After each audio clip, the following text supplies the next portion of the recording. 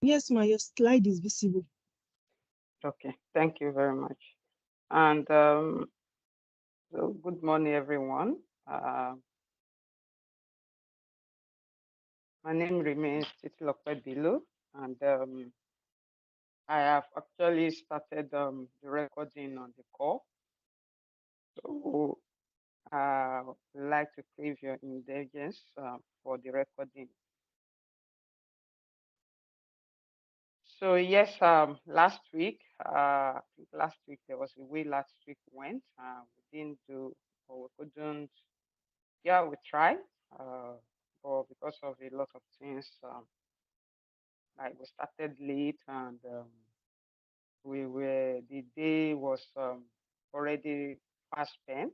For a lot of us, we already are tired, and so, but we're able to cover a few things around Azure virtual machines, around the different uh, cloud services like the virtual desktop and then the Azure virtual machine availability set and zones.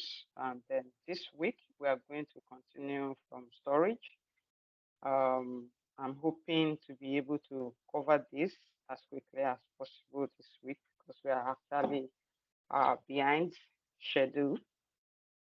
I hope we'll be able to finish this and move on. We still have like a few tracks. So we still have few weeks left. We hope we'll be able to cover everything, which we will. It's just that at some point might be like rushing, but we'll try as much as possible not to rush and derive value from it. So starting from Azure Storage, and what are Azure Storage really? They are um, they are storage platform in Microsoft Azure that help organizations to storage solutions rather for uh, modern data storage scenarios. So Azure Storage offer highly available, um, highly available and massively scalable storage of varieties of data objects in the cloud. So we'll be looking at the different storage services. That's different, comparing different storage services. We'll look at the storage tiers. Storage tiers have to do with the way by which the different storage are being accessed, and then looking at redundancy option. That's in terms of making your storage highly available uh, to prevent data storage or any form of disaster. And then we'll look at how you are able to access your storage and different ways by which you can get data into the various storage that you have with Azure services. And finally, we'll look at the migration option when it comes to migrating your data from your local data center to Azure. Moving on, so we have what we call storage account. And the storage account, so for you to be able to access any of the available storage that you might, services that you might subscribe to in Azure, right? You need to also, you need what we call a storage account. And the storage account provides a globally unique namespace for your Azure storage data. That is, this namespace allow you or allow the storage to be accessible from anywhere in the world using the protocol HTTP or HTTPS protocol to access the storage over the internet.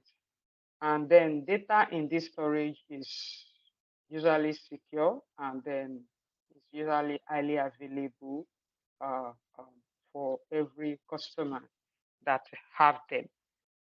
So we'll be learning a bit more as we go in depth on it. Um, talking about data redundant or storage redundancy, right? At the point of your storage is uh, at the point of you creating your storage, you have the option to select whether you want to make that storage redundant or not. Um, the different redundancy options that we have is this what we have on the screen right now.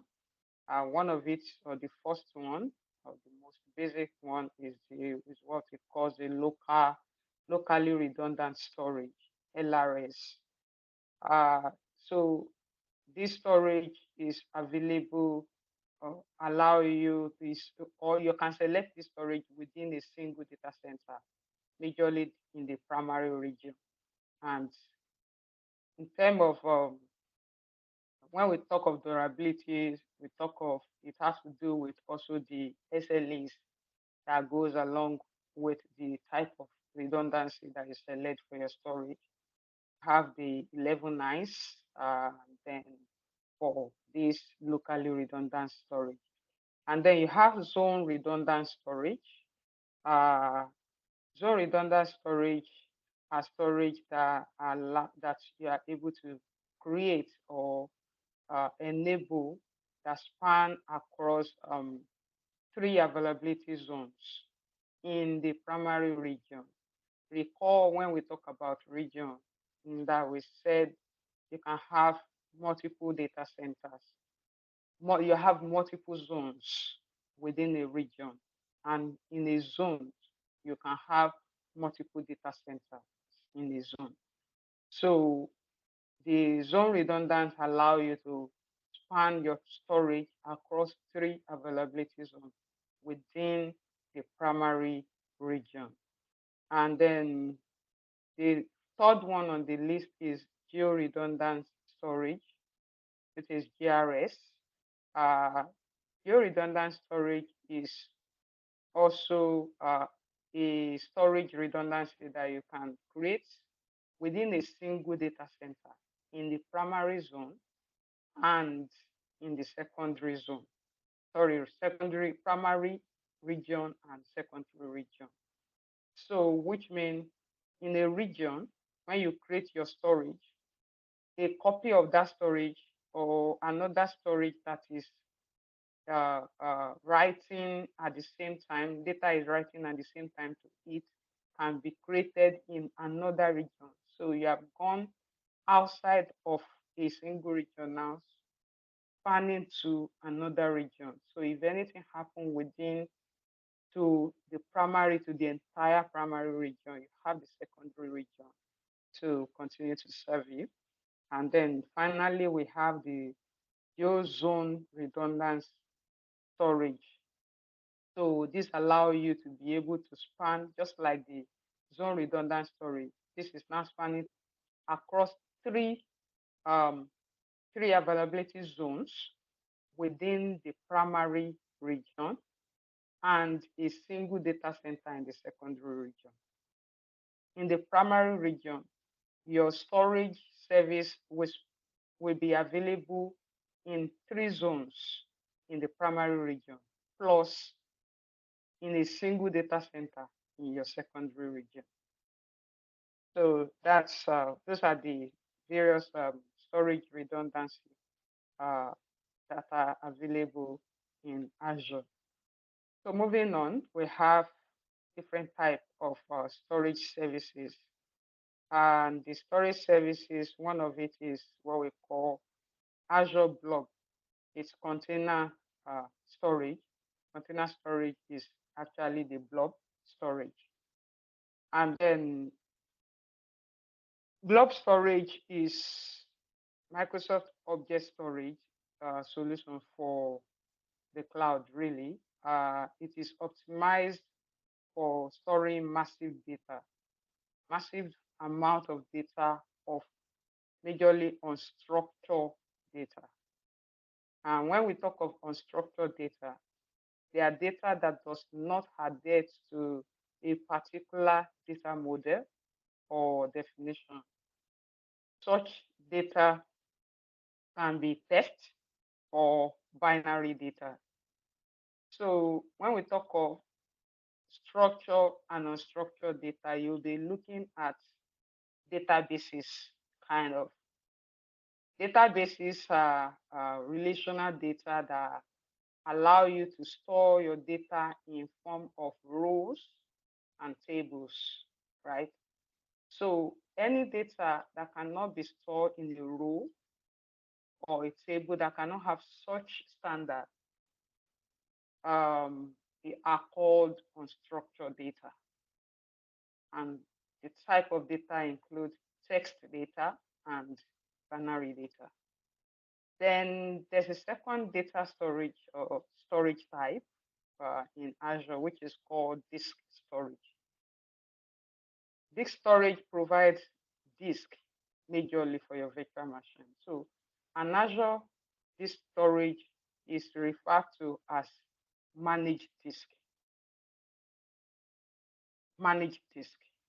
So managed disk is a virtual machine at disk. You can think of this as your physical disk in an on-premise server, but virtualized. So you have a physical disk in an on-premise server, but this disk is then virtualized. So it means the moment you enable virtualization on the host, it kind of converts the physical disk into virtual form so that you can be able to store your virtual machines or create your virtual machine and store the data on these converted virtual hard drives. So Azure Managed Disks are stored as a page blob, which are a random I/O storage object in Azure really. And you also have Azure Files, and Azure Files enable you to set up a highly available network file share that can be accessed by using standard server messaging, that's SMB protocol. SMB protocol have the port that I use. I think it's port 454. That's what it uses for. That's the port that you use for SMB or file access. That means that multiple virtual machines can share the same file with both read and write access. And then you can also read the file using the REST interfaces or the storage client libraries. So Azure File Share, most time, maybe let's picture this, right? You have the file server in your on-premises that your user accesses or that you use for departmental share, and you want a way by which your users can access this file from anywhere especially when they're working from home, right? Now you have different options by which you can make this available to them. You can either use a SharePoint uh, service to make this file available to them over the internet, or you use Azure File Share rather, to make it available to them on the internet. So when you do this, you can actually, it creates like a share for you, and this share you can map it to your user's computer so that, or even the of servers, so that they can dump file into it at any time. They can create file in it, and they can read file from it. So that's majorly how you can use for the scenarios by which you can leverage Azure File Share in Azure. Then, like I said, for you to be able to access any of the Azure storage that we have just talked about, you need what we call a storage account, right? Now, this storage account have or it's storage account have is created with a unique name or a unique namespace. So um, excuse me. So this unique namespace is in form of a URL, right?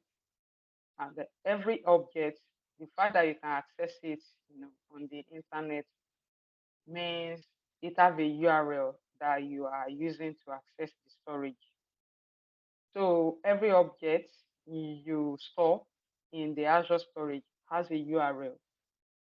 A URL is an address, that's a web address that you can use um, to access this storage.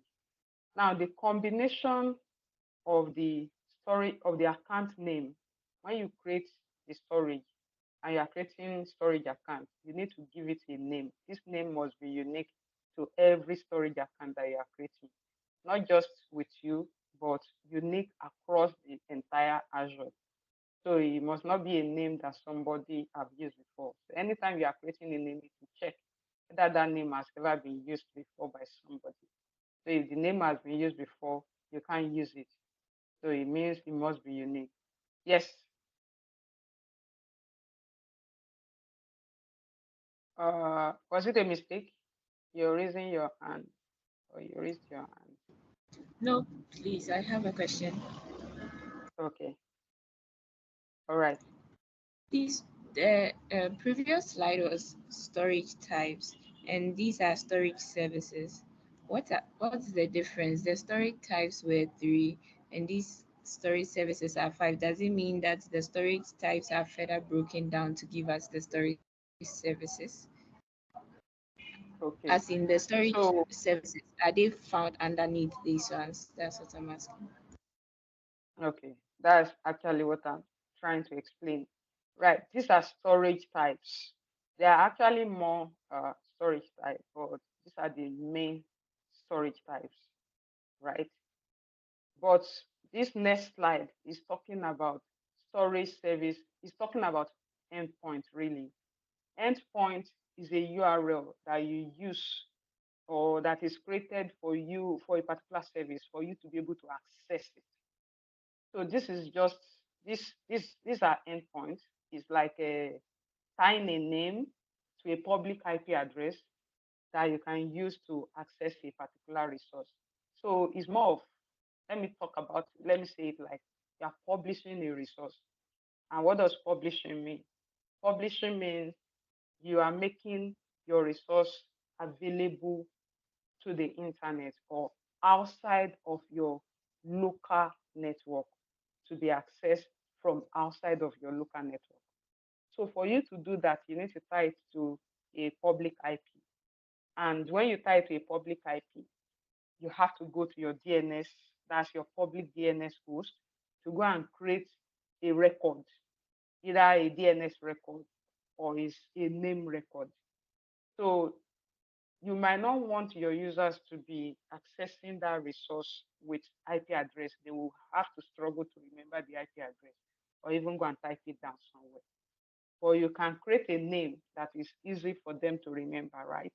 And tie that name to the public IP address on your DNS, on your public DNS host, like GoDaddy, right? So these endpoints are the same thing as making that service available on the internet for your users. You create an endpoint. When you create a storage, remember we talk about, so all right, now I get what you're saying, right? Because this is also talking about storage services. The one we talk about here are the most commonly used storage types. Yes, these other ones are also type of storage. There's the data, we didn't talk about data lake storage. Uh, Data lake storage are excuse me, sorry, this water.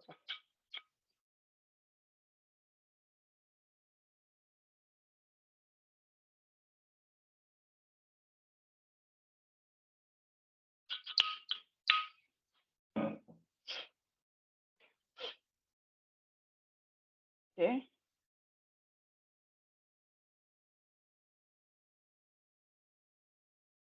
So data lake storage are actually storage types that allow you to store analytics kind of data, right? Um, excuse me.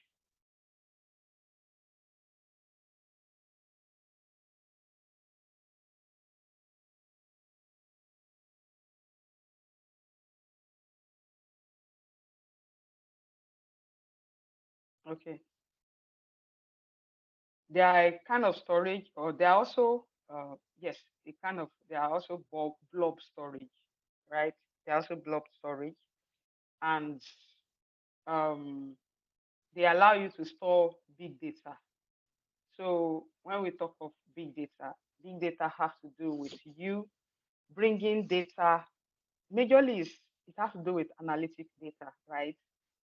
You bringing data from different sources, bringing them into one single point, or a service that allow you to be able to access data from different sources. So the sources could be, you have Excel that have large amount of data that you have stored in cells, rows, and columns within that Excel.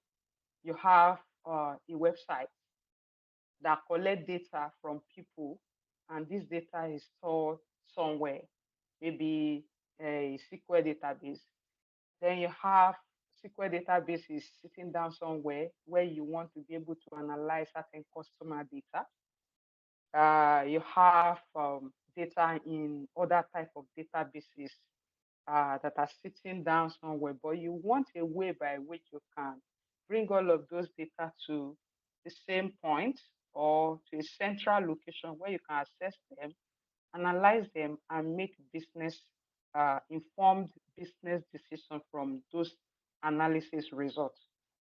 So Azure Data Lake Storage allow you to be able to store that kind of data. It's majorly for big data. And then you have queue storage. Excuse me. Queue storage are also another type of storage that you use in storing data in Azure. But for the Azure fundamental, right, what you will just be focusing on are those three storage that we have talked about: the container through blob storage, the disk storage, and the Azure file storage. Though doesn't remove the need for you or the fact for you to know or understand the other type of storage also. Key storage is a service for storing large number of messages that can be accessed from anywhere in the world.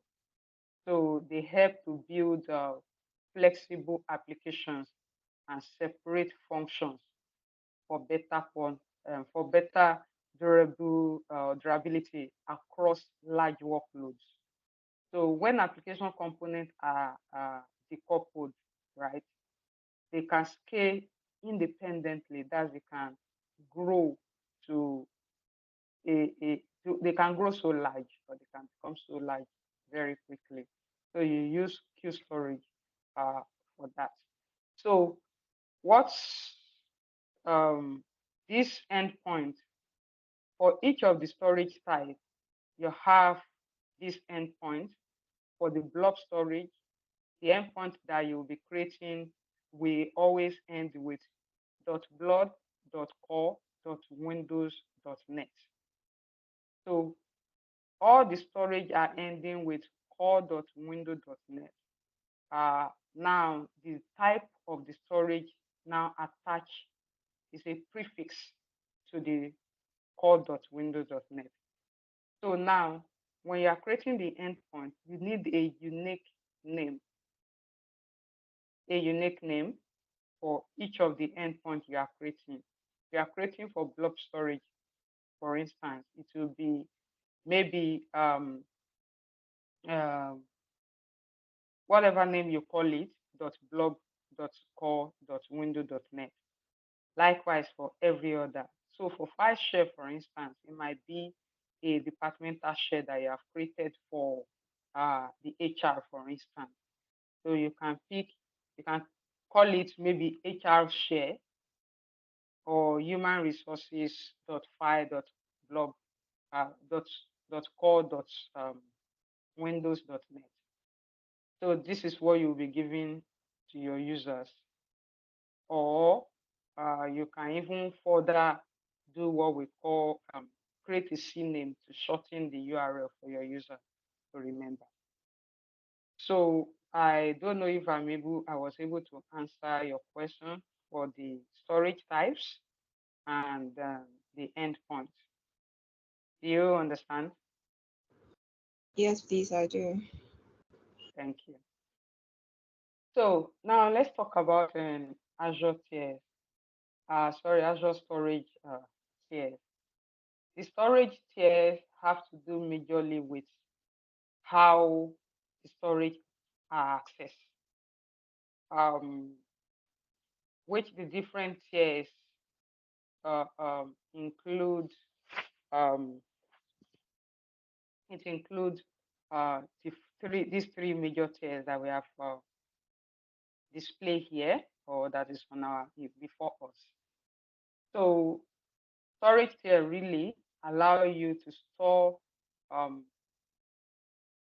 objects data in the most cost-effective way. So the tiers now, they are referring to uh, how much cost is attached to the type of storage that you're using, right?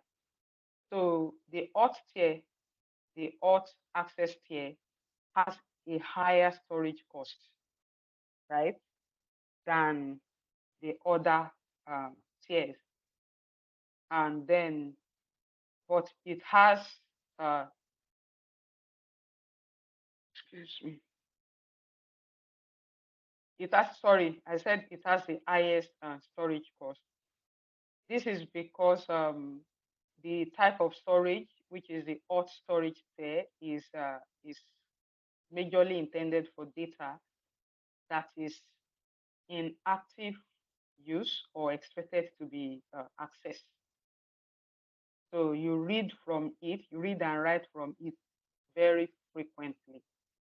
So that type of storage access type is called auth storage access, and then it's called auth storage, and it's more expensive because you use it frequently. And then the second one is the cool access tier. This one has lower costs, and then it has higher access costs, lower storage costs, and higher access costs.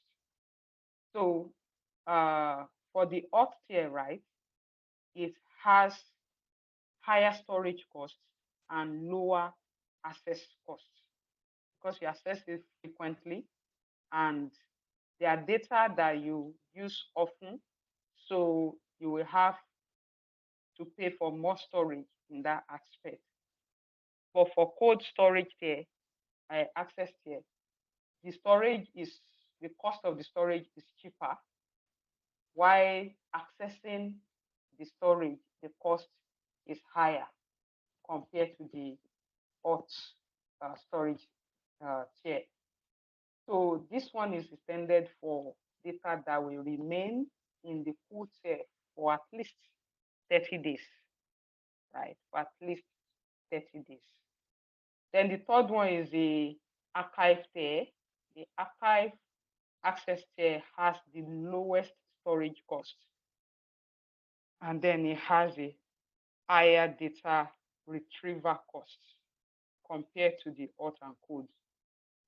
So for this type of access, storage access, um, you use it for data that can tolerate several hours of retrieval latency.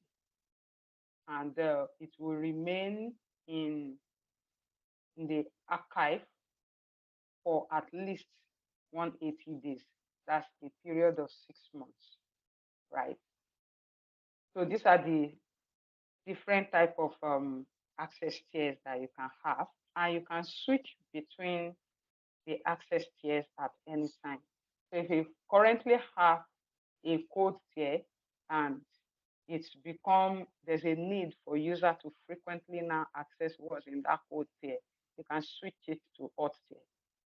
And then if you feel it's no longer going to be used, you can move it to archive tier. So archive tier store the type of data that you do not access regularly. You access them once in a while. That's where you store that type of data. So we have lab, or we will share the lab later. Let's quickly talk about the Azure Migrate.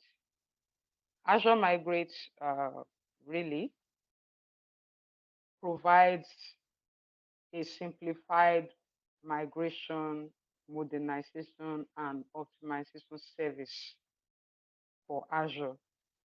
So it's a service that allows you to migrate your workload from either other cloud service providers to Azure, or from your on-premises data center to Azure. So you will be able to perform what we call a pre-migration steps, like running discovery, like running assessment of your environment, and then discovering the right sizing of the on-premises resources, which includes the infrastructure, the data, and the application.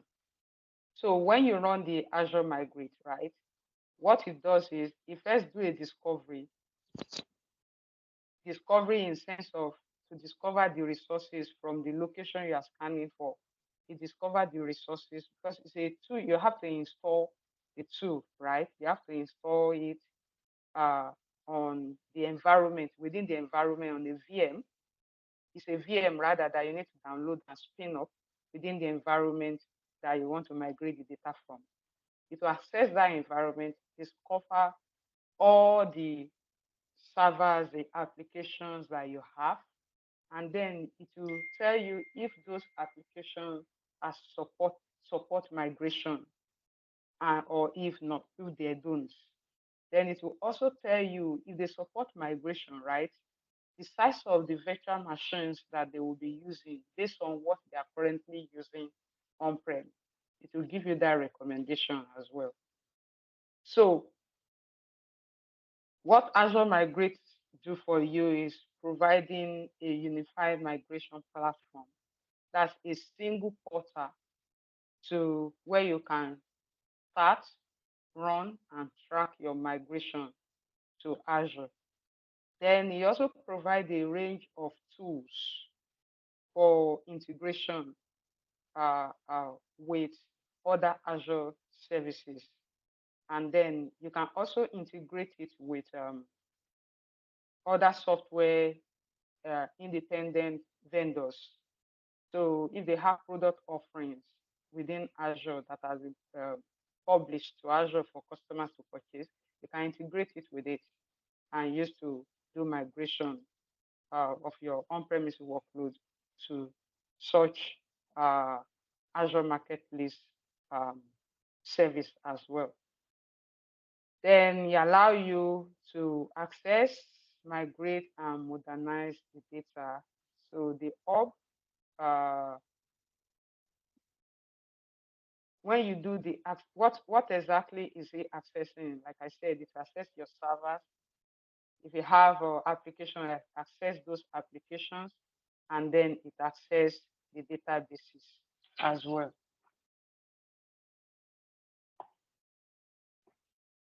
So that is majorly what Azure Migrate is doing for you. And now let's talk about Azure Data Box.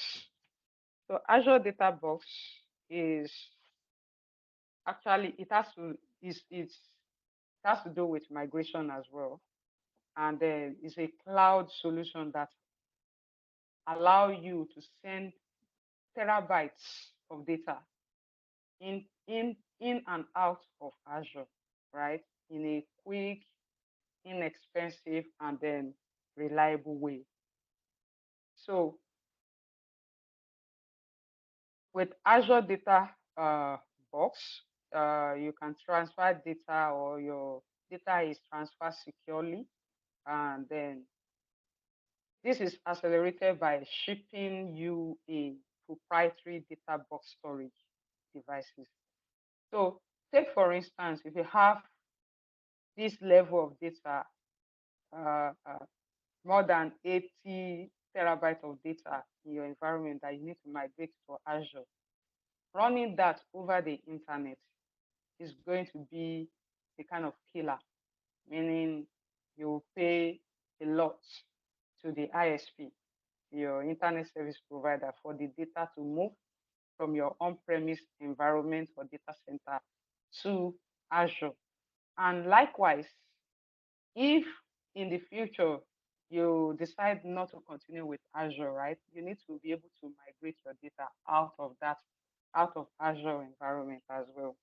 So if the data have grown into thousands of terabytes or into petabytes, then you need a way, yeah, an effective way for you to get the data out of Azure as well. So the service that is available is what is called data box storage. What will happen with this is Microsoft is going to ship you a data box storage, and each of the storage have the capacity to go up to 80 terabytes of data. So they ship it to you or transport it to your data center through a regional carrier. And then the devices, they put it, or yes, they put the devices in a very rugged casing so that it can protect the data that is stored in it while in transit. In case of accidental falling of that storage box, of the data box, the data in it, the storage itself is protected using a rugged casing for it. So these are the scenarios by which you have massive amount of data to migrate to Azure, or you have massive amount of data to offboard from Azure, or you have a compliance requirement that says the data should not travel over the internet, but must be physically transported. So in that case, you will be making use of the Azure Data Bus storage. So it allows you to be able to transform or migrate data to Azure from a remote location, and also especially if connectivity is also a challenge, from the location where you want to transport the data to the to Azure. If there's no connectivity or it's limited, you want to use that as well. Like I said, for regulatory compliance need, you might want to use that as well. And then also, uh, it's also help you to move your disaster recovery backup to Azure. So backup data are usually large, especially for enterprise organizations. So these are ways by which you can migrate your data, large data, to Azure. Now, when it come to Azure file migration, right, or file management, each of the storage that you have, there are ways by which you can manage data, that's copy data into them, or copy out of them. You have three different ways here. You have what we call easy copy, and then you have Azure Storage Explorer, and you have Azure File Sync. So AZ copy is a command line tool that allow you to copy files from your local storage to your Azure storage account. And you can copy a blob of file to and from your storage accounts, right? And it is a one direction synchronization.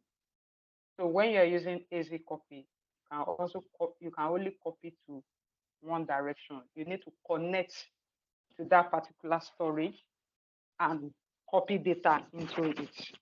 You can't copy data out of it using AZ copy. It only helps you to send data to the destination. You cannot retrieve from the destination. Then Azure Storage Explorer give you a graphical user interface similar to Windows Explorer, right? For you to be able to view your data. And then it's compatible with different operating systems like Windows, Mac, and Linux.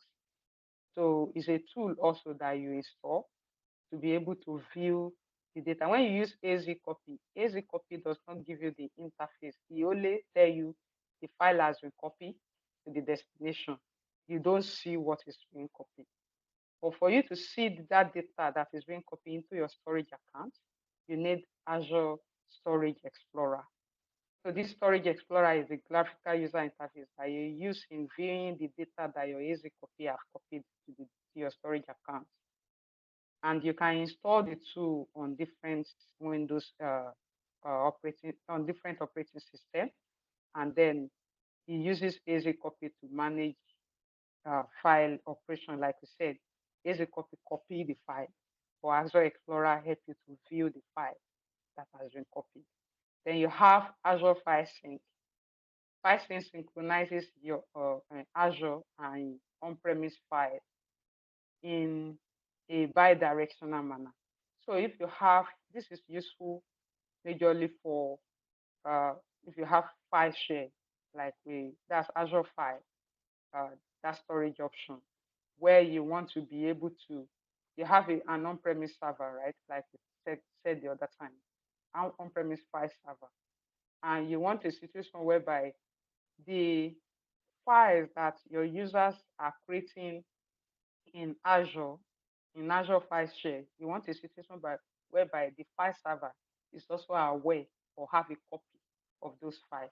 You can configure Azure File Sync.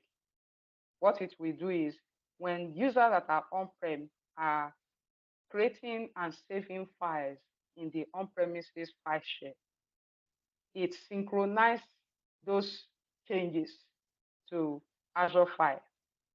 That's to Azure File Share.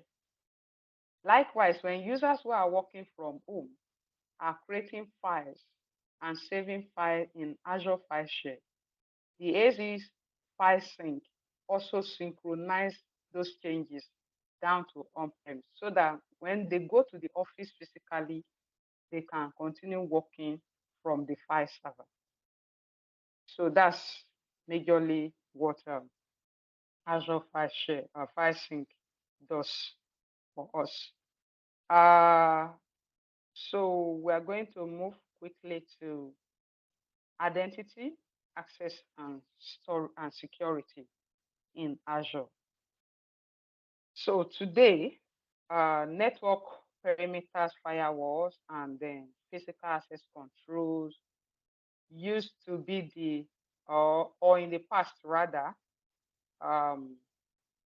network perimeters, firewalls, firewalls and physical access control used to be the primary protection, right, for data, for corporate data, right, or for protecting corporate data. But today, network perimeters have become increasingly porous with the explosion of BYOD. So BYOD means bring your own device, where we allow employees to work with the device they are comfortable with. Some people want to, if you go to big or large organization, or those organizations where they have sophisticated users. You have those that want to only work on from their Mac desktop. You have those that want to have access to or be able to work from their iPads. You have those that want to be able to access their business or work related data from their mobile devices.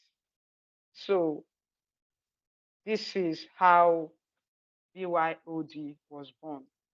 So let employee work from devices that they are most comfortable with.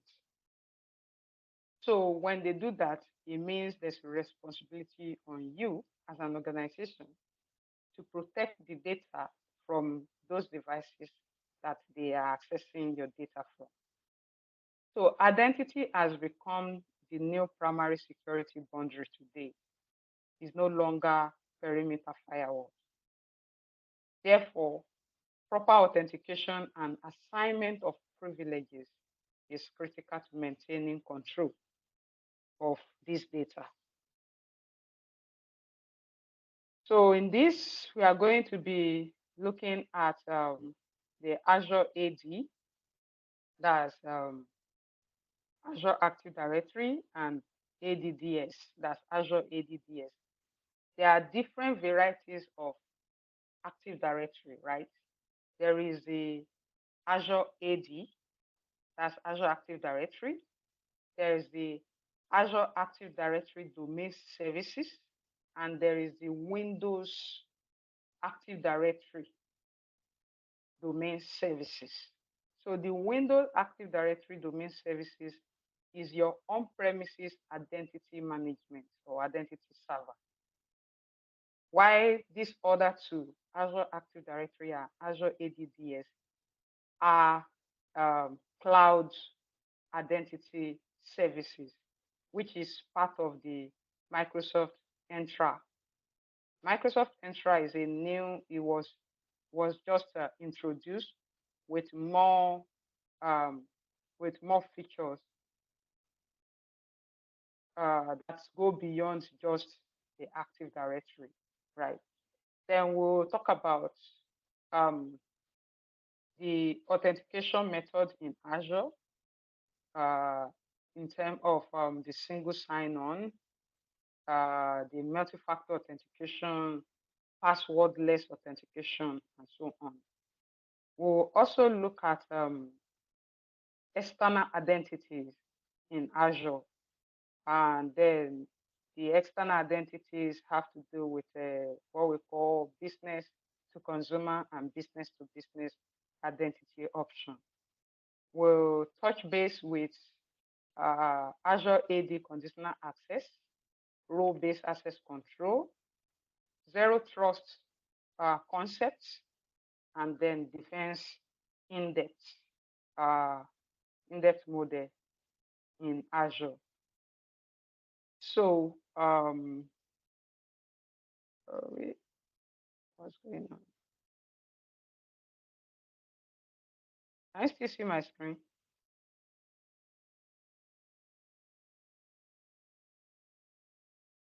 Yes, ma'am.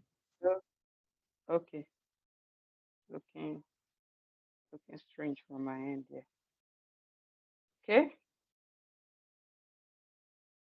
Okay, so now moving on to Azure Active Directory. Azure AD is a cloud-based identity service. It has built-in support for synchronizing with your existing on-premises Active Directory. Because I said we have different type of Active Directory. The on-premises one is the Windows Active Directory. So if an organization already, before you subscribe for cloud service like Azure, you already have your identity services utilizing Windows Active Directory on-prem. So now when you are going to Azure or you are going to Office 365 or Microsoft 365, you wouldn't want to create another identity for your users when they already have one that they are using for other applications on-prem. So you need a way by which you can bring this same on-premises application to the cloud. So Azure AD give you have the capacity for you to synchronize with your current on-premise identity and bring those identities now to the cloud for your users to use for accessing both on-premises and cloud applications, including Office 365 or even mobile application or even custom application that your developer has built in Azure. So they can use the on-premises identity that is synced to Azure AD to kind of access their services. Now, when you create any cloud service with Microsoft, you are given by default. It's called that's if you create a subscription for any kind of service, whether it's Microsoft 365 or it's Azure itself, you are creating what we call a tenant.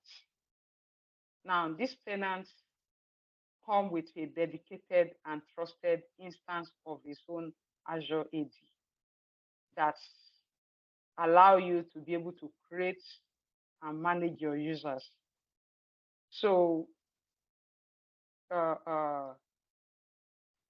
you now have the ability to sync your on-premise AD with a tool that is called AD Connect. So Azure AD, in a nutshell, provides services like authentication, that's allowing your employee to sign in to access resources. It provides single sign-on services. That means they can use a single identity to access multiple applications.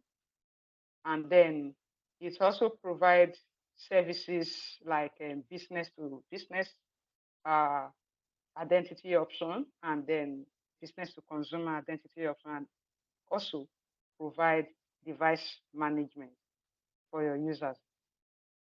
So Azure Active Directory Domain Services now is part of Microsoft Entra. Azure AD is also part of Microsoft Entra and enable you to use managed domain services as against setting up a Windows domain controller. This goes beyond what Azure AD can do. Azure AD allow you to manage users, allow you to manage devices, but you cannot do what we call group policy. You want to deploy group policy to your computer, you cannot access group policy from Azure AD. ADDS give you that. The function of ADDS is similar to that of your Windows Active Directory that you have on-prem. So if an organization require services beyond ADDS, or they want similar function like what they are used to in their on-premises Active Directory, then they can subscribe to Azure Active Directory Domain Services. So it allow you to be able to do what we call domain join, create group policy and deploy to the domain computer that have joined the domain, allow you to do LDAP authentication. So you might have applications that only support LDAP authentication. Azure AD does not allow you to do that, but Azure Active Directory Domain Services allow you to do that. And you can also use the native Kerberos authentication with Azure ADDS. So you gain the benefit of cloud-based domain services without you managing domain controllers. So there's a domain controllers with it, right? But you are not managing that. It's just giving you those services that a domain controller will offer you, but you do not have to manage the domain controller itself. That is what Azure ADDS do for you. And let's now compare, when we talk of Active Directory, they are giving you three major services. They are giving you what we call, allowing you to do what we call authentication. Then after the authentication, they are able to authorize you. And a third one is what we call accounting. So Active Directory or an identity services provide you three main services. They are called the three A's: authentication, authorization, and accounting. So these are the two fundamental concepts that you really need to understand when working with identity and access control. Authentication and authorization underpin everything else that happen and occur sequentially in any identity and access processes. So authentication is the process of establishing the identity of a person or service looking to access a resource. So a user, that's a person, might want to access a resource, or you have an application that is also authenticating against your active identity service. So you need to be able to verify who they are. It means they need to authenticate themselves. They need to tell who they are. It involves the act of challenging a party for legitimate credential. And then it provides the basis for creating a security principle for identity and access control use. So in a nutshell, what authentication is doing is establishes if the user are who they say they are by providing some form of authentication like username and password. Then authorization, on the other hand, is a process of establishing what level of access an authenticated person or service has. So after you have been able to prove that you are Titilope Bello, right? Now I need to confirm what is Titilope Bello authorized to access. What should you have access to and what should you not have access to within the organization? So it specifies what data they are allowed to access and what they can do with those data or with those access. So Azure AD provide and service rather, or Azure, yes, Azure AD provides these services for both authentication and authorization, yes, for your cloud services. Now, one of the features that Azure AD also provide is multi-factor authentication. So multi-factor authentication provides additional security for your identity by requiring two or more elements for full authentication. So if a user said is Titilope Bello, and yes, the Active Directory have seen it that truly is Titilope Bello, but what if it's somebody else that have access already to the Titilope Bello username and password? So you need another way to verify that Titilope Bello is actually Titilope Bello. So by this, you can introduce another level of authentication. Take this like your bank. The bank provided a way to verify that you are actually the one logging in to your internet banking to perform a transaction, or you are the one using your mobile app to transfer money from your account to another account. And how are they able to verify that? They introduce what we call token. Either hardware token or software token is required for you to perform such transaction to transfer money from your account to another account. This way, they are sure that you are actually the one. Because at no time will somebody have access to your account and have access to your token. So now, these elements that we can use for a second factor authentication, they actually fall into three main categories, right? We have, it could be something, rather, it could be something you know. Something you know can then be your password or a, a security, an answer to a security question that has been set. It can also be something you possess, right? And then by this, it could be a mobile application, a mobile app that is sitting on your phone that receives a notification or a token generating device like the hardware token or even software token.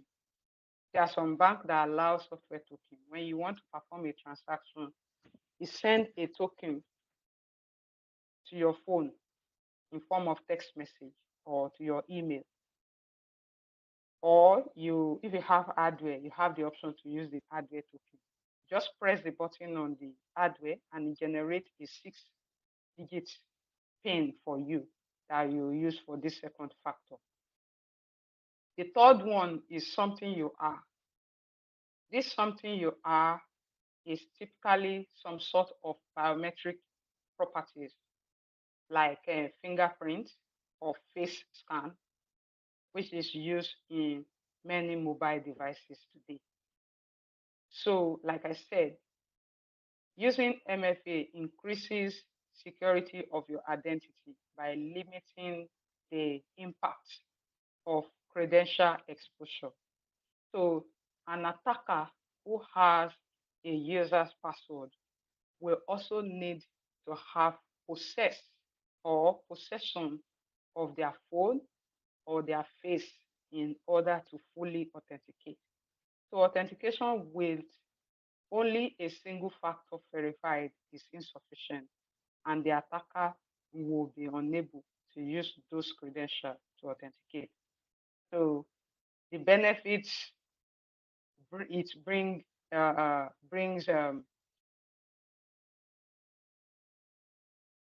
the benefits this brings to security are very huge, and then as such, we can't overemphasize the importance of enabling multi-factor authentication wherever possible within your Azure services. Then talking about external identity, right? External identities is a set of capabilities that enables organizations to secure and manage any external user, including customers and partners. So external identities give you more ways to interact and connect with users outside, that is the key word, outside of your organization. Any user you have within your Active Directory, they are in your organization. But users that are maybe like consumer, you have a service or you have an application that you make available to people. You need a way by which they can authenticate. So you want them to be able to, without you needing to create accounts for them in your Active Directory or in your Azure AD, because it means you will manage more users than you needed. So you can introduce the Azure external identity option that allow them to either use their personal emails like Gmail, uh, Hotmail, or even if they have Azure AD within their organization also, they can use that same identity they are using with their on-premises or with their organization's data application access to also access your own environment. So Azure Active Directory business to business collaboration is a feature within the external identity that lets you invite guest users to collaborate with your organization. With B2B, you can secure your company's applications and services while maintaining control, uh, while maintaining control over your own corporate data. So with B2B, your partner uses their own identity management solution. There's no, sorry, there's no external administrative overhead for your organization. Guest users sign in to your app and services with their own work, school, or social identity. So I've said in the way the scenario could be you have a business partner, right? That you need to be able to access some services in your uh, in your own environment, but you do not want to manage their own identity. This business partner could also have Azure AD, so you can configure business to business identity option or collaboration option to allow them to use their same organization ID to access your resources. That way, when they log in, your data stays with you. You are not managing their identity. When they log out, all your data still remain with you. They are not taking any of your data with them. So that is the benefit of business to business. Also in the categories of external identities is the business to consumer identity option. So the business to consumer is a consumer identity management solution capable of supporting millions of users and billions of authentications per day. So it takes care of scaling and safety of the authentication platform, the monitoring, and then and automatically handling threats like denial of service, password spray, and brute force attack. So denial of service happen where a particular person or an attacker is sending an illegitimate request to a particular service. That service will continue to respond to the attacker while it is responding to the attacker. Legitimate service from your legitimate users are not being attended to because it's kind of taking its time to respond as requests come. So that is what we call denial of service. And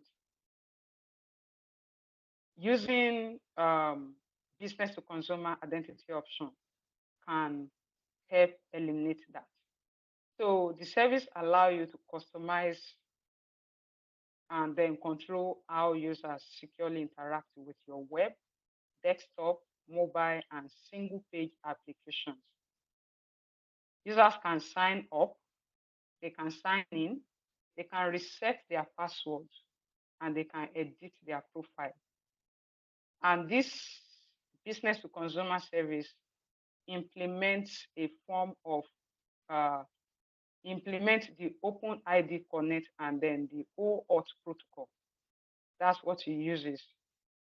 Then the key important or the important key in the implementation of this protocol is the security tokens and their claim that enable you to provide secure access to resources. So what happens is when a user tries to sign in, Azure AD check, because you have enabled that business to consumer identity option within your Azure AD, he check and then he redirect them to their Gmail services, for instance. They go to authenticate and then they come back. The Gmail now sends a send a signal back to Azure AD that the user is the correct user. Then Azure AD generates what we call a token, an access token in form of claim, and assign it to that user to use. So that token expire after a period of time. So it means once it expires, the user have to re-authenticate again to continue accessing the service. Moving on, let's talk about conditional access, right? Conditional access is uh, uh, is used by Azure Active Directory to bring signals together, to help make decisions and enforce organizational policy. By signals, we mean the user, that's the identity of the user that is trying to authenticate, the devices that they are using to that they are authenticating from, which would be the same thing they will be accessing the resource from. Or is it an application that the user is authenticating from? So maybe you have Office app or Teams now on your mobile device. On the Teams app, Teams is an application that needs to connect to the Teams backend, right? Now, on the Teams app, when you launch it, you need a user identity to log into the Teams app. The Teams app is existing or is hosted or is installed on a particular device, right? Now, what is the state of this device in terms of health? Is there any risk? These are called signals. Azure AD gets these signals, and based on this, is able to allow or deny access to resources or services. Because you can create different policies that affect different signals. So conditional access is, like I said, it's a policy, or allow you to create policies at their simplest, and then what it does is it applies what we call the if then statement. If a user wants to access a resource, then they must complete an action. So let's look at this scenario, right? We have configured a policy that says anytime a user is connecting from a particular IP address, that IP address is our local on-premise IP address. That means when they are in the office, working from the office, we need to tell Azure AD that this is our public IP address. And user coming from this place, do not ask them for second level of authentication. Just let them work, right? But the moment a user leaves the premises and go back home and want to continue working, is connecting using another IP address that we don't know. So this IP address is a signal. Now, ask the user to provide another second level to verify that is the user. It could also be that a user is currently working from Nigeria, right? And then suddenly, this user appear to be accessing resources from US. What's happening? Is it possible for this user to have traveled between yesterday, what time yesterday, let's say 11 p.m. yesterday, and 10 a.m. today to have gotten to US? That could be a kind of impossible travel. So if such user want to access service and he provides his username and password, present him with second factor authentication. Or if a user keep entering credential and wrong credential for like how many times, just tell the user to reset his password. There's possibility that somebody is trying to get into that user's account. So the user should reset his password before he can access the service. So it means the user must. So these are conditions that you can set for your users to be able to work effectively and for you to be able to protect your data. So with conditional access, administrators they are presented or they are faced with two primary goals: empower user to be productive wherever and whenever, and to protect the organization's assets. That is what majorly conditional access is doing for you. Are you the person? If you are, if you provide certain sets of criteria that we have set, if you meet it, then you are allowed to pass. If you fail to meet it, we'll present you with some form of some challenges that you need to answer or respond to. If you pass them, then you are the person. Probably in the case of forgotten password, probably things happen. I just forgot your password. But it might be rare. Certain cases might be rare. So you also have a situation where people use what we call proxy application. Proxy application allow you to sit in US and appear to be browsing from China. So that way, we want to be sure that you are actually the one trying to access the service. Conditional access and help to enforce this. So it checks, like I said, it checks the users and group membership, IP location, or could be IP location, could be based on device that is accessing, could be because of from the application that you are coming from, or could be because of a risk that is detected. Maybe your password has been appeared to have been stolen or been hijacked. So you can set different conditions.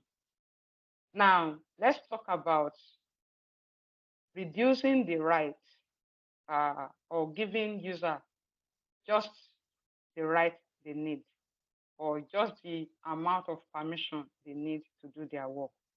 That is RBAC, role-based access control. This is a service that Azure AD provides. For it provides, that's RBAC provide a fine-grained access management service for Azure resources, enabling you as an administrator to grant users the specific rights they need to perform their jobs. So RBAC is considered a core service and is included in all subscription levels at no cost within Azure and then other Microsoft cloud services. So that also leads us to what we call zero trust. Zero trust is a concept or a modern strategy based on the principle of never trust, always verify. Never trust, always verify. Instead of assuming everything behind the corporate firewall is safe, the zero trust model assumes, breach, and verifies each request as though it originates from an open network. So what it does is, in a nutshell, zero trust is saying trust no one, verify everything. Trust no one, verify everything. So even if it's a device, a company assigned devices, when they are within or the moment they come into your premise and plug into your network, before they access anything, you want to confirm that either their device is healthy, who they are. You want to confirm all of those things before they get access to the resource finally. And especially those that go home with their laptops, right? the fact that yesterday when they were in the office, their device was very healthy doesn't mean they carry the device home and come back today and the device remain healthy. When they got home, they plugged that device and connected it to the internet. Anything could have happened between yesterday and today that they are coming back to the office. So it means never trust anybody. Always scan, at all times. So there are three main pillars of zero trust, right? We have verify explicitly. That's always authenticate and authorize. It always authenticate and authorize based on all available data points.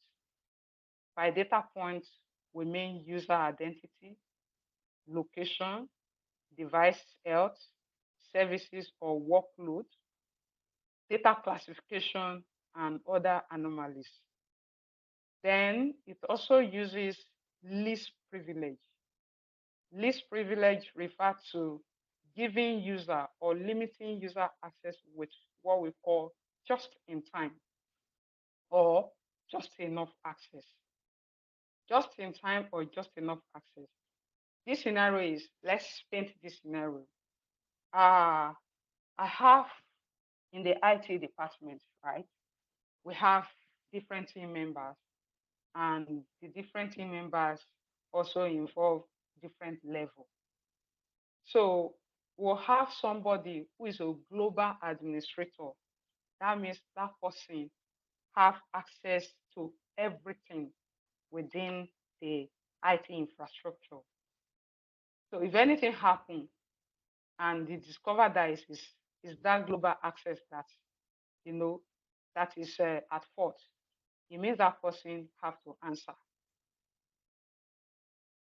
At the same time, you will have other people, somebody that manages just the network, somebody that manages security, somebody that the role is just to manage Active Directory, somebody whose role is just to join computer to the domain, someone whose role is just to enable email services for users.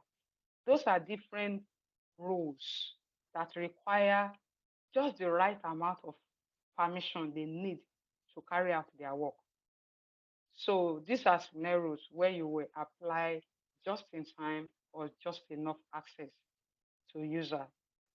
Um, it also assume bridges. That's zero trust assume bridges. Like I've said, the fact that a device was healthy today does not, be yesterday, does not mean it remain healthy today. As long as that device have been plugged or powered on and connected to internet or another network. So you can't assume that it is clean. So zero trust always assume bridges, and this means it has to verify end-to-end encryption is in place and use analytics to gain visibility and detect threats and improve defenses for these threats that are being detected. So what problem really is zero trust solving? It's helping to solve the problem of greater complexity. With today, cloud first, data first, a lot of complexity has been introduced. So organizations now need to protect a growing volume of data across multiple platforms, multi-cloud environment.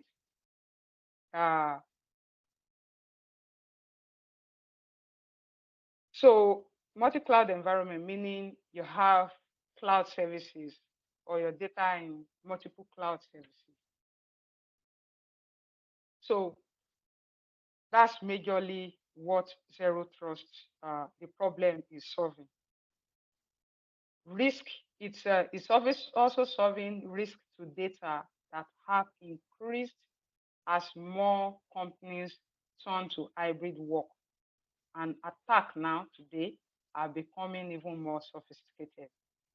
So zero trust understand this, and its concept is to always verify and help to simplify security with a strategy, processes, and automated tools that verify every transaction, enforce least privilege access, and apply advanced detection and responses to threats.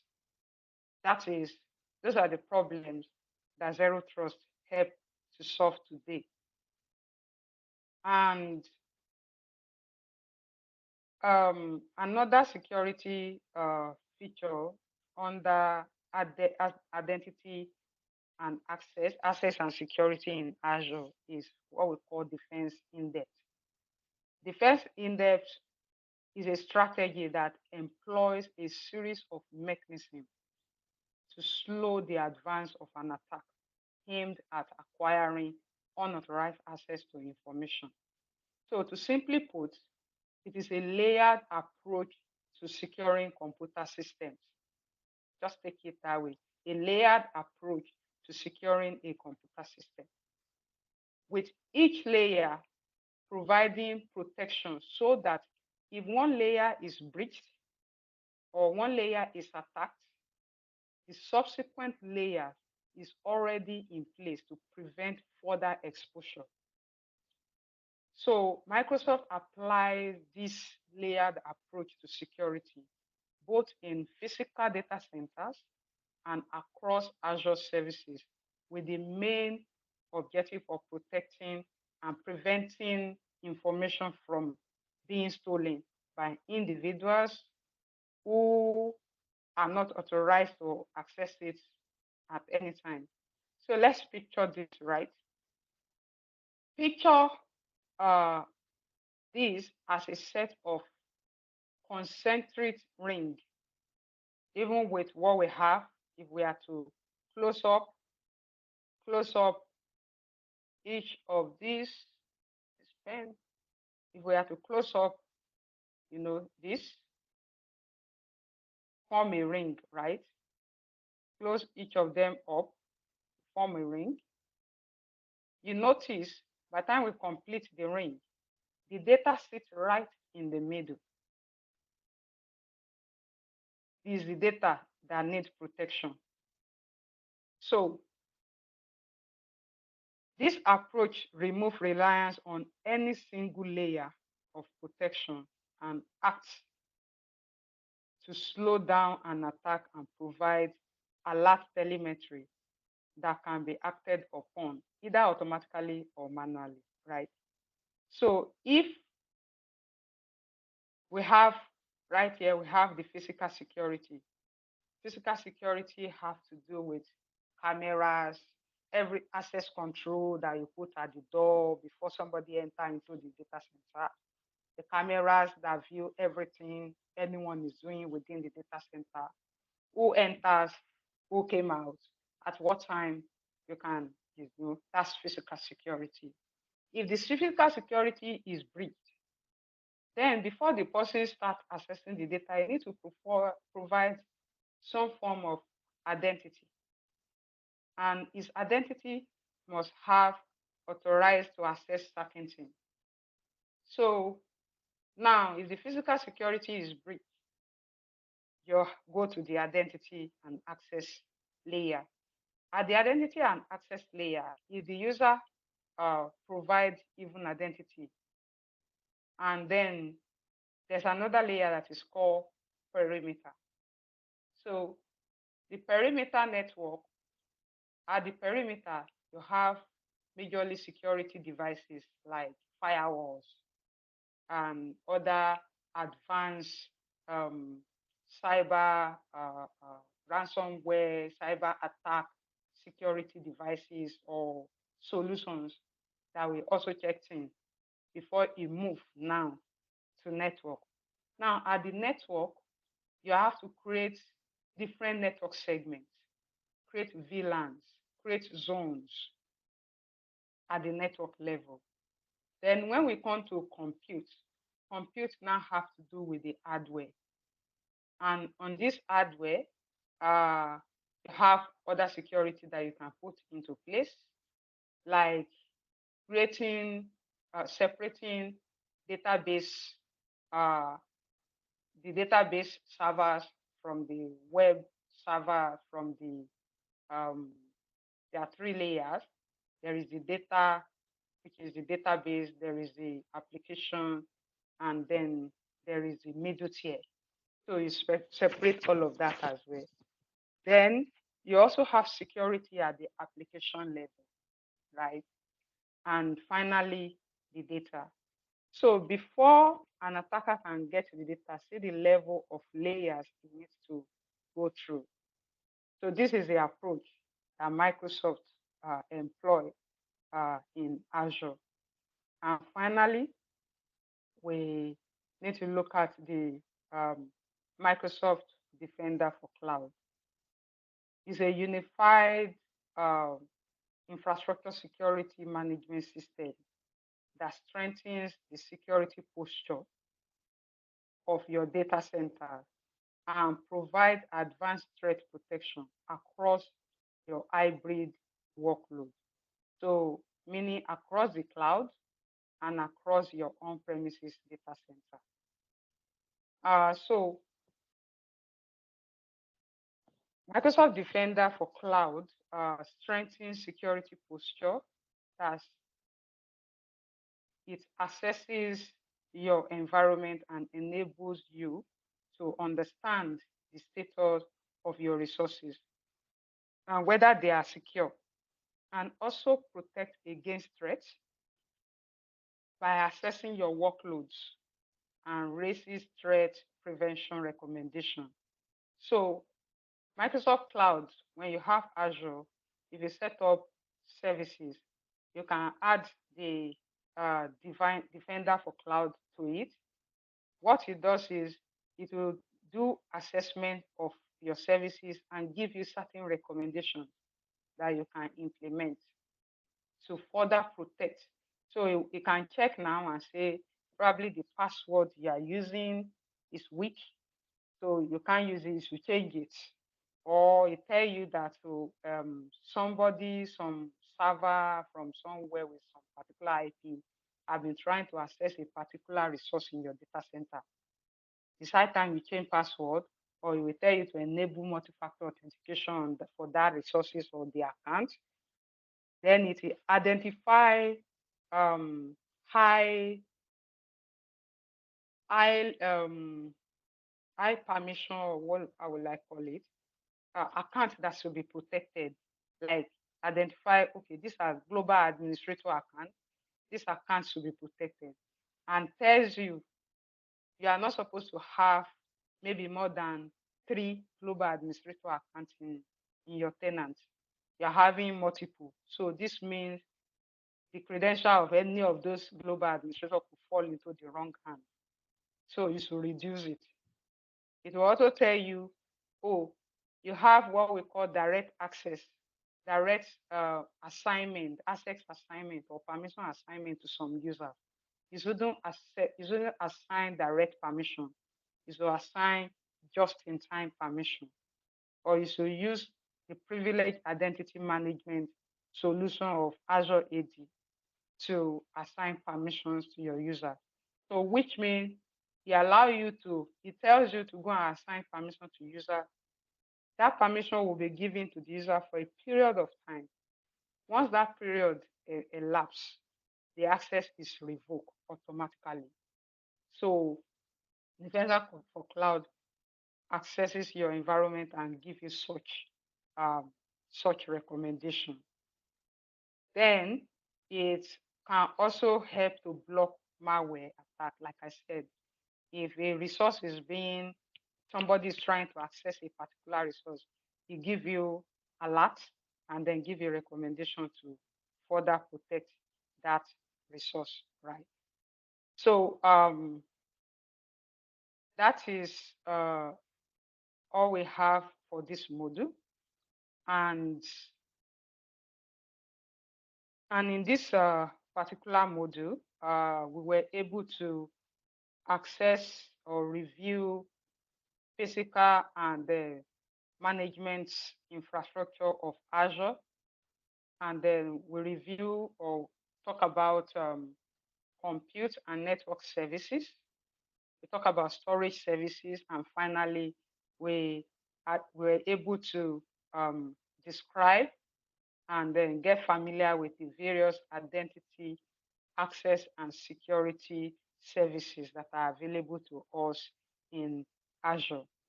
So this marks the end of this module. So now let's see if we can, do we have any questions before we kind of see if we can do a few labs? Going to, do we have any questions?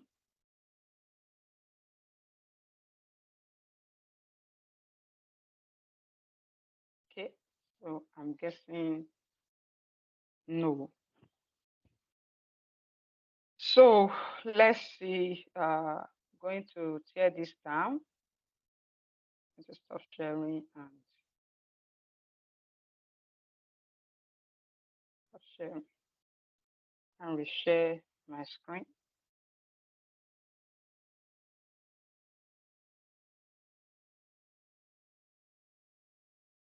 Mm.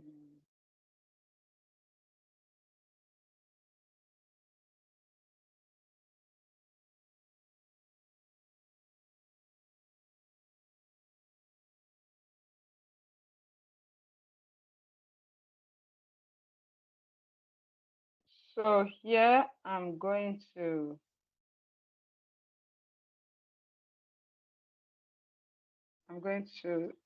sign into Azure. Which lab?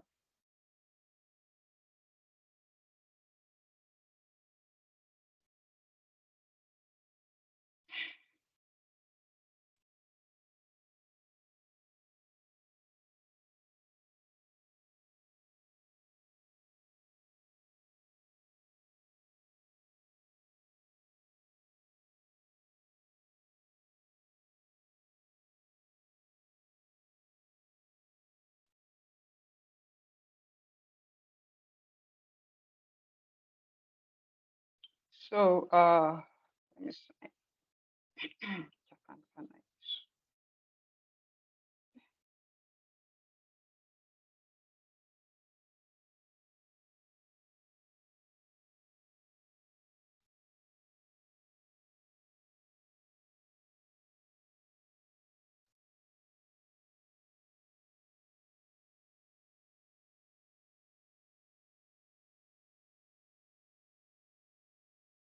Can I? Yeah, vacant here.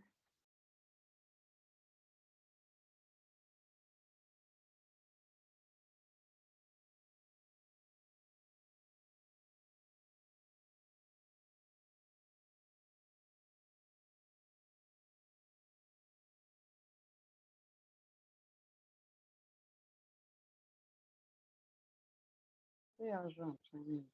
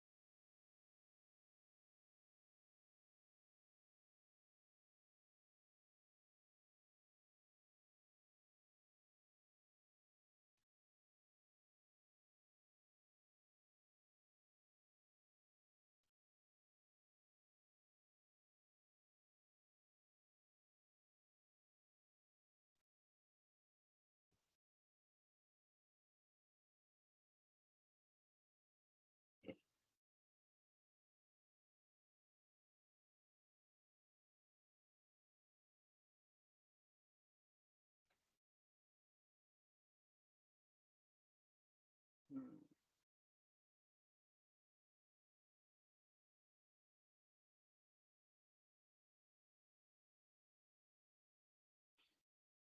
sugar. Okay, a minute.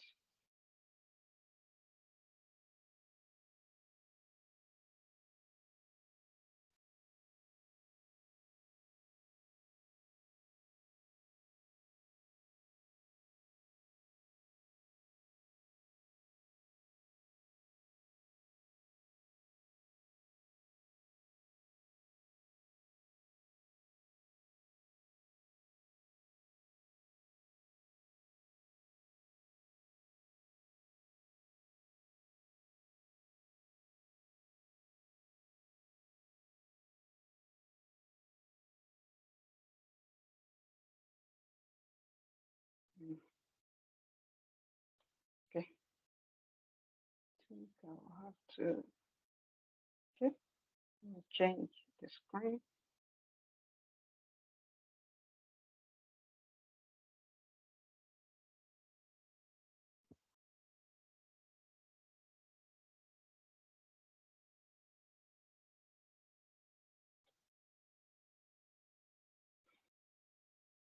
Okay, so I have this subscription, right? And let's see, we have money. Okay, $100 credit. Okay, so what we want to do right now is to see how to create. We already saw how to create a virtual machine the other time. And what we want to do now is configure network access, right? Um, First thing we will do is to verify the ports that are opened. Then we'll create network security group and then configure HTTPS access and test connection. So let me see if I have a server machine here. Okay, I do not have, but maybe we can quickly create one. So to create resource, you can go to your subscription resources. The resources will show you all the resources, and then you click the create. Now, what I want to do very quickly is to create a virtual machine, and we just click create a VM. We've already seen this, so I won't do so much talking here. Just going to go ahead and create Azure track and test is the track. Yeah. So region West Europe is fine. Security standard is where you check which security you want to apply. This version of virtual machine is okay. And storage, I'm going to go for the small storage, 49, 39. So this is one thing you need to take note when you are creating, so that you don't run your money don't run out very quickly before you finish your lab. So you need to consider the virtual machines that you are creating, the monthly cost. Then apart from that, you might also want to kind of you might also want to shut them down overnight if you are not using it, and only power them on when you are ready to work with them, so that that way you'll be able to save some cost.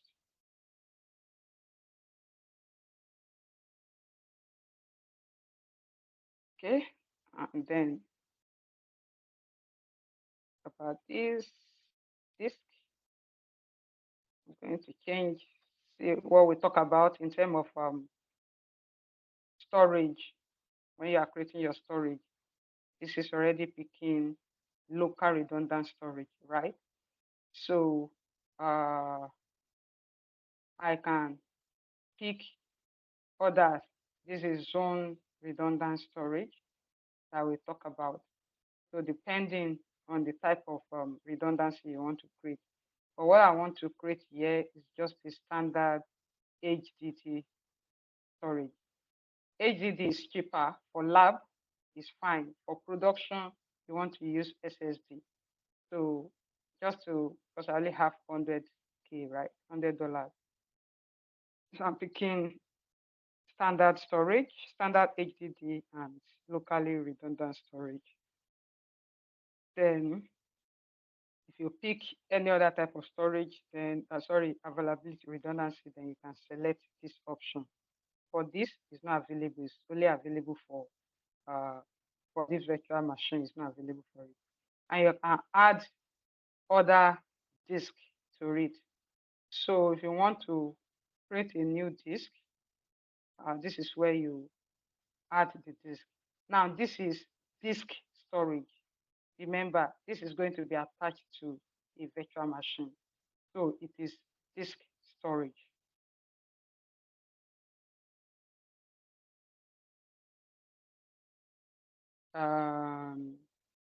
We don't want to create a new one. We just, oh, sugar.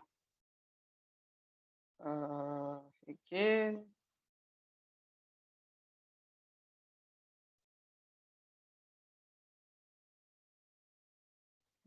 this is the track.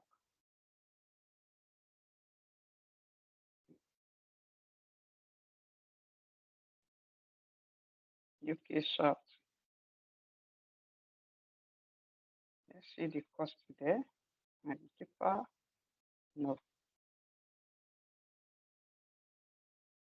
The same. We'll delete it when you are done.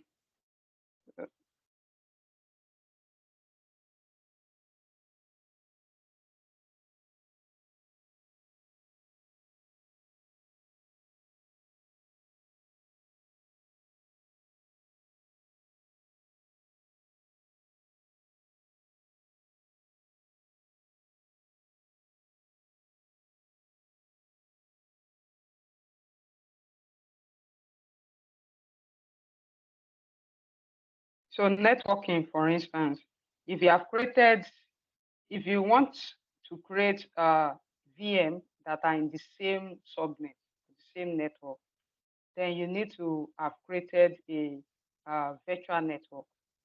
If you did not create a virtual network, you can create a new one here. When you create the new one, when you select, remember the one we discussed, what we discussed last week, you need to create for virtual network, you create a new virtual network. Now, this virtual network have what we call address space, right? And in the address space, you have address ranges and you have subnets. So address space is the full block of the address that you have. In this case now, this is a /16, and it allows me to have this number of IP addresses. So if I feel I wouldn't have servers or resources that will use this number, this is too much, I can actually reduce it or change the address space to something else. I can use a /24, for instance, and it gives me just 256 IP addresses. Now I can further subnet. Subnetting means breaking a big chunk of IP block, breaking it into smaller blocks, called CIDR, classless interdomain routing. So I can further break this down into CIDR by saying, okay, I want a subnet. The subnet address and do, let me see,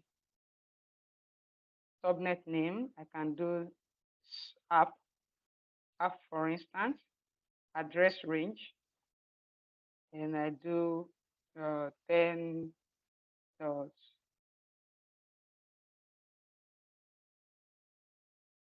10.1.0.0. So no, .1, sorry, .1 to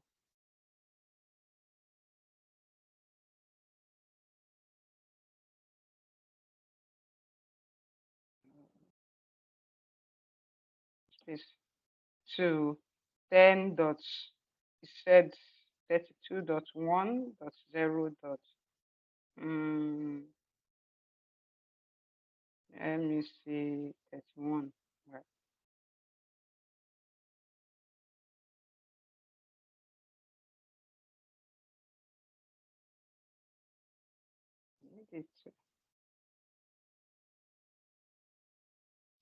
Okay. Let me just leave this for now. But majorly, this is how you will define your address space, this card. That's for your virtual net, I mean VNet and subnet. Now, for this particular virtual machine that we are creating, right, we will have a public IP assigned to it. It's already, it will pick it automatically. And then we have what we call NIC, that security group. So under this security group is where you have firewall. That's where you have can open ports, allow port, or deny port. So we just go for that. And talking about here, we can enable auto shutdown. I want to shut down at this time daily. If I start it, it will shut down at this time. So that way I can preserve my credit. And I click next. Just want to create it.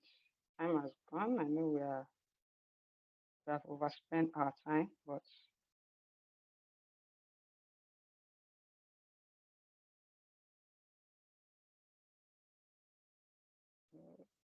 okay.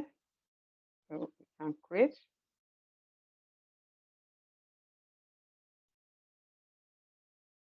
While this is going on, I can use the existing virtual machines, right, to show us that's the ports and some other things.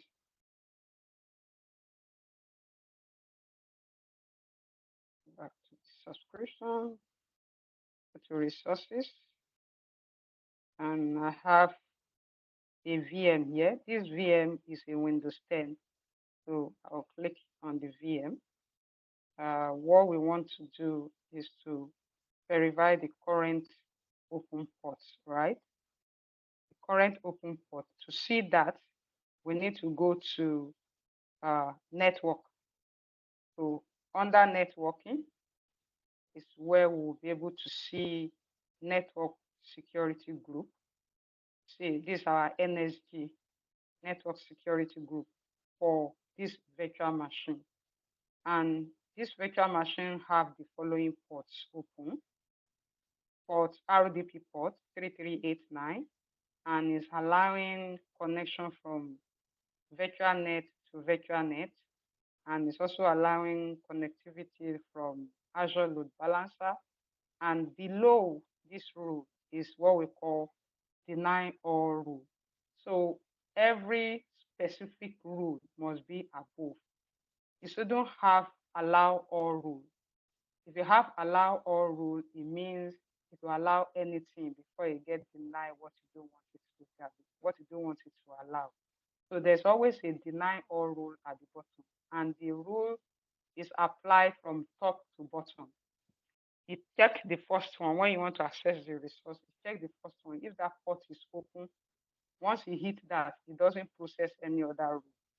But if that port is not open, then you move forward to if the first rule does not match, you continue until you hit a match. If you cannot hit a match at the end of the day, the denial or rule apply to it. So that resource has finished creating, and we now have a fresh, now have a virtual machine, right? This is our VM. So let's use this. We'll also see the same set of ports is what is open on that port. Now going to the, you see from the overview of the virtual machine, you have a public IP that is assigned to it, and you have a private IP that is assigned to it. Then you can configure DNS. That's a talk for another time.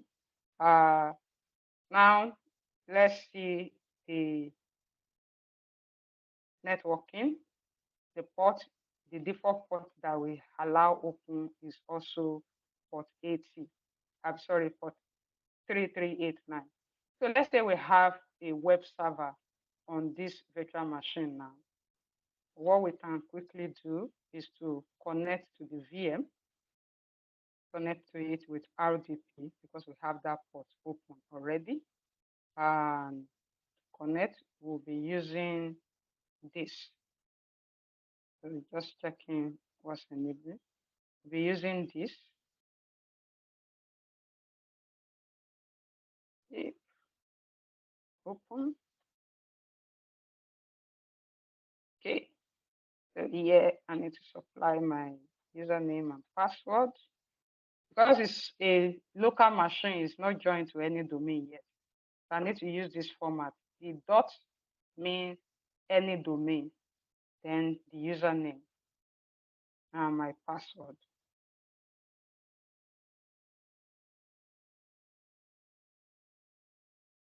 So I'm connecting to the virtual machine right now. Now for us to test things like other ports, we want to test HTTP traffic on this particular server, right, that we have set up. Once we come off finish, what we need to quickly do is to add a web server, right?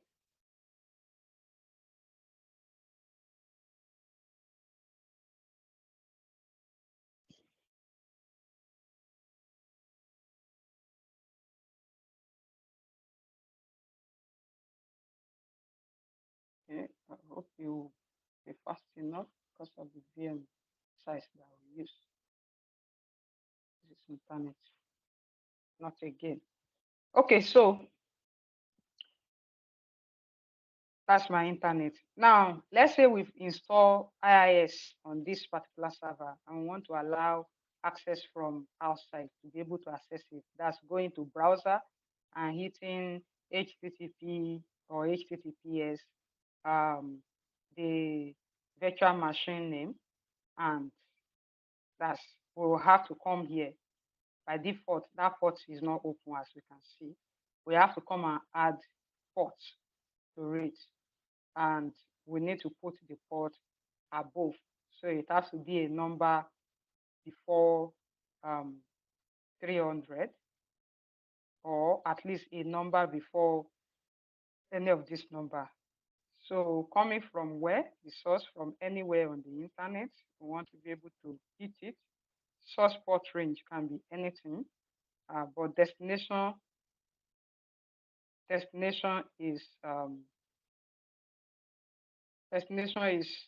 to this particular. We can either say any because this firewall is only affecting that virtual machine. It's not affecting anything else. So to any, and then the ports, we are going to be using custom ports. Let's use HTTPS. We use HTTPS. Default is port 443, and it's a TCP port. And then we want to allow it, and it's giving us this priority number. That's after 300, still below this. So the IP is allow HTTPS inbound. I'm sorry, the name. Can change it, but we'll leave it as that. That's what we want to do. And once that is finished, we can, we'll have loved to test, but we have not installed web service. So now you see the, so where's the rules? Come up, go somewhere and come back. So now we have the rule here now that is allowing HTTPS. So if we have installed IIS on the server, all we need to do is just to quickly, and to install the IIS, when you've logged onto your server, you go to add rules and features. Just do next. I want to round up this class in a few minutes. So we'll do next, and we'll select IIS service, right? We'll click add feature, click next, and next, and allow it to install. Just next, it's fine.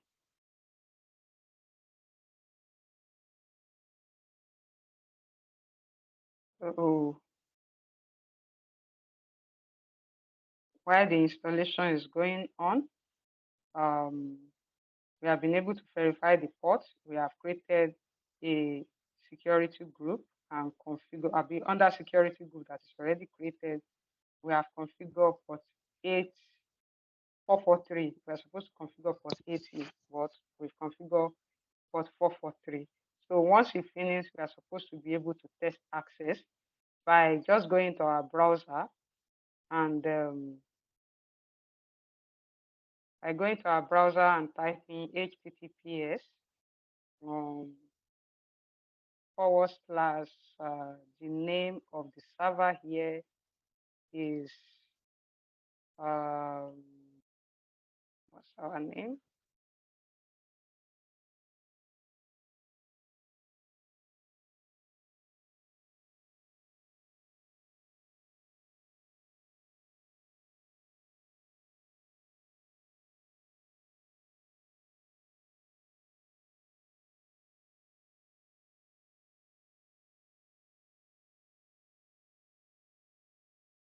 So the name of the server is this. And then we hit enter. So it won't go now because the service is not fully installed. So, but once it is fully installed, all we need to do is just this, and we'll get access to IIS automatically. So, okay, finished.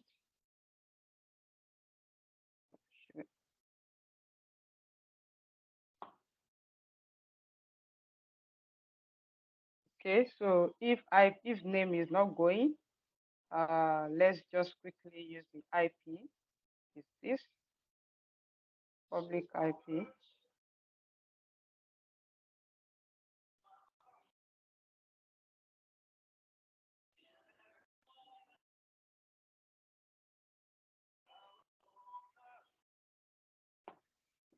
Back.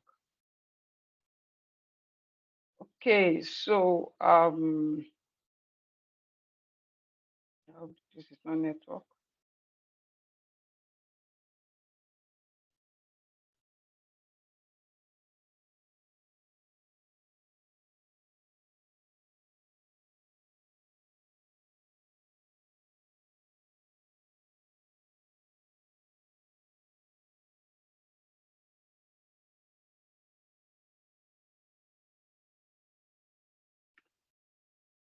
So okay, it's not loading. Also, I'm not kind of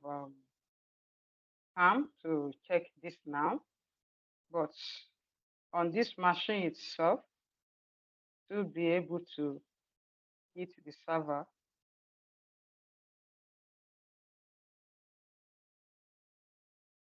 let's check.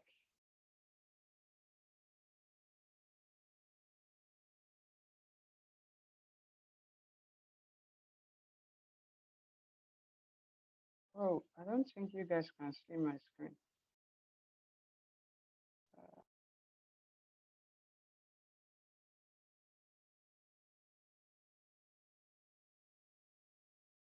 Okay.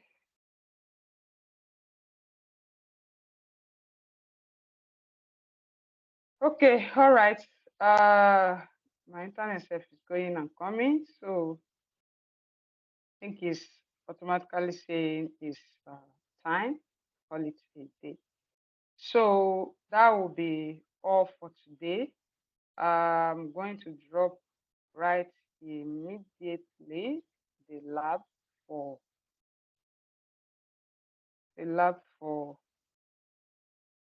last week and this week for us to work with. Do we have any questions?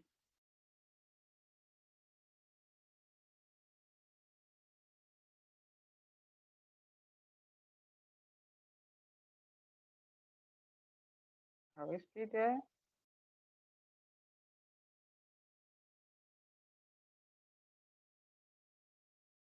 For me, I don't have any question. Okay. All right then.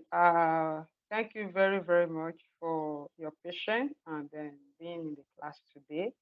So I'm going to drop um the labs for last week and this week. I'm going to drop it. I know that we're still having issues with the Azure, some of us, but if we are able to, then Microsoft Learn. Let me share the Microsoft Learn Azure Fundamental with you as well. And there was a resource I wanted to share also, just for you to watch the labs.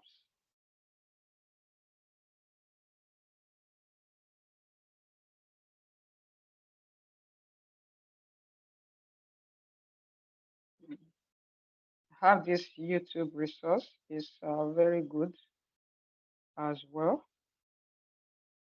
for you to learn.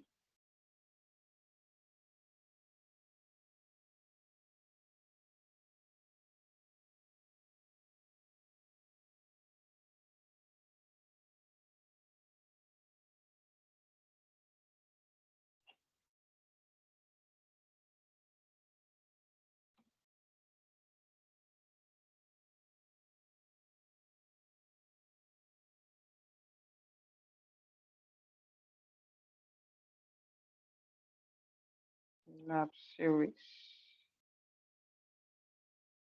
on YouTube.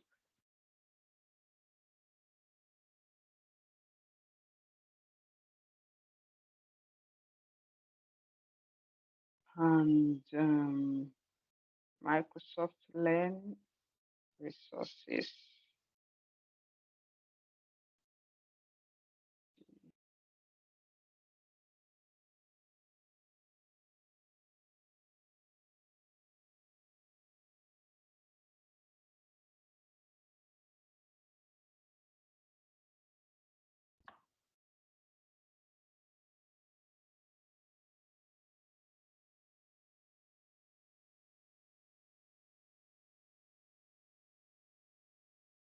Okay,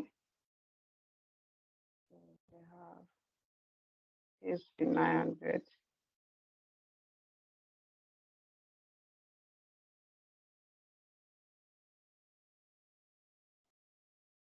Okay, so we can use that to further learn. So I'll be sharing also, but not to take any more of your time. Thank you very much for your time today, for being patient, and I'm sorry for taking more of our time.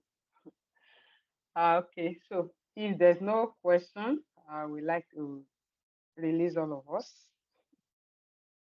for the day.